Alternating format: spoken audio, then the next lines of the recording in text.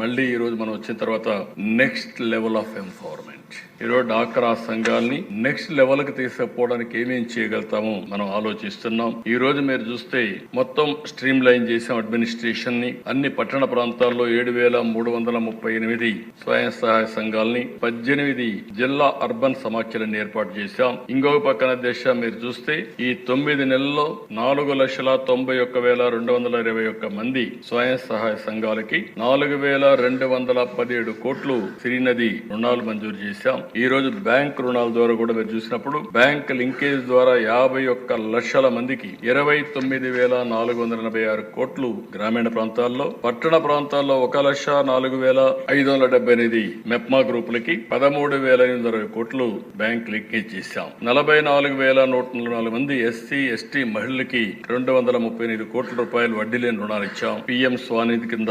1,04,478 మంది మహిళా వీధి వ్యాపారుల కోసం 235 కోట్లు సహాయం చేశాం. డిజిటల్ మార్కెట్ లోని 9,241 మంది పట్టణ ప్రాంత సభ్యులకు శిక్షణ ఇచ్చాం. ఇది కాకుండా నెల్లూరు జిల్లాలో ఒక ప్రాజెక్ట్ తీసుకున్నారు, స్మార్ట్ స్ట్రీట్ వెండింగ్ మిషన్. దీని కింద 9,50,00,000 ఖర్చు పెట్టారు. దీన్ని స్ఫూర్తిగా తీసుకుని ఇంకొక 72 కోట్లతో విశాఖపట్నం, విజయవాడ, శ్రీకాకుళం, మంగళగిరి, ఒంగోలు, పిఠాపురం, కుప్పంలో కూడా ఇవన్నీ ప్రారంభిస్తున్నాం.